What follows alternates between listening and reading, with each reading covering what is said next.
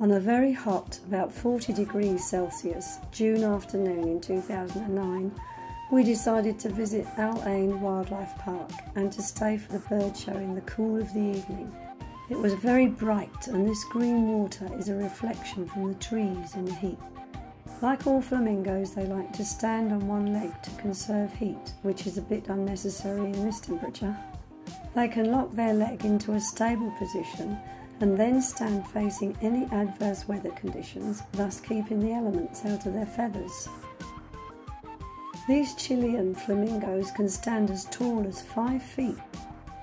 The horns of the Arabian oryx are so symmetrical that they seem in profile to be as one horn, so it's thought the myth of the unicorn may have originated from this animal.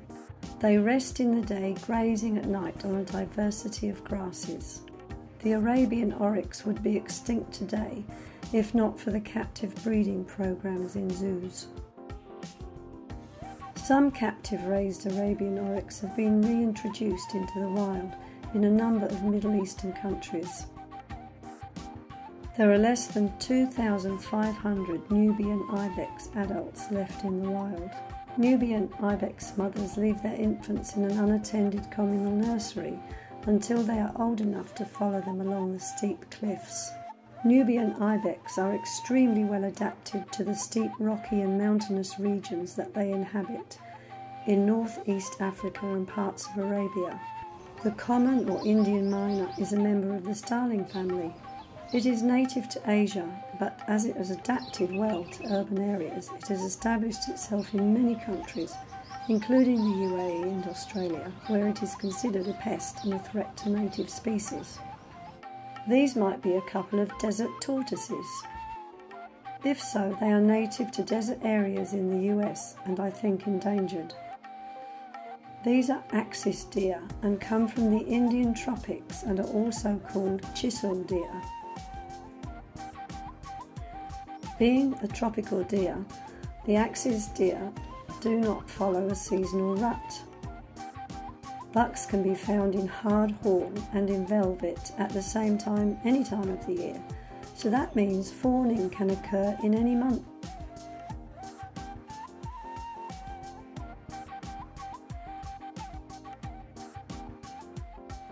There's always plenty of white-cheeked bulbuls around, even in urban areas.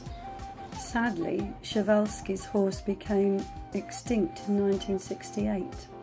I'm not sure if this foal is a Przewalski's horse, which is native to Mongolia and the only surviving species of wild horse. Significant breeding programs have been established in a number of zoos worldwide. As a result, a number of horses have been reintroduced into the wild in Mongolia. I took this to show their untidy nests. They could be Australian white ibis or perhaps African sacred ibis, or another one of the 28 species of ibis. They are obviously very hot. This vervet monkey is in a good spot on this extremely hot day.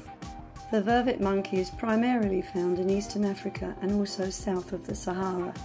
Vervet monkeys have adapted to urban environments, not only jumping and climbing trees but also speedy on the ground, and they are excellent swimmers. It spends most of its time in the safety of trees and spends its days foraging for food, both plant and other animals. This area is for the lions, but they are sensibly tucked away somewhere in the shade. This just shows the desert terrain with some mountains in the background. The Arabian sandcat is found throughout the Arabian Peninsula and parts of Africa around the Sahara Desert. It is mostly solitary and primarily nocturnal. The sandcat digs burrows in the sand to escape the heat and can also lie on its back outside the burrow to release internal heat. The sandcat doesn't leave tracks like other cats as it has furry feet.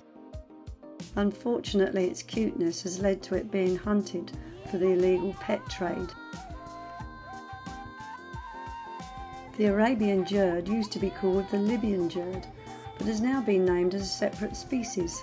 It occurs in Saudi Arabia, Oman, and probably the southern part of the UAE in sandy deserts. The Arabian Jerd is probably similar and is related to the gerbil and is a smallish but robust rodent. The barn owl, of course, is widespread across the world, being found in all the continents except Antarctica and in virtually all habitats. As the reserve is home to a number of different wildlife species, there is more on Ain Wildlife Park Part 2.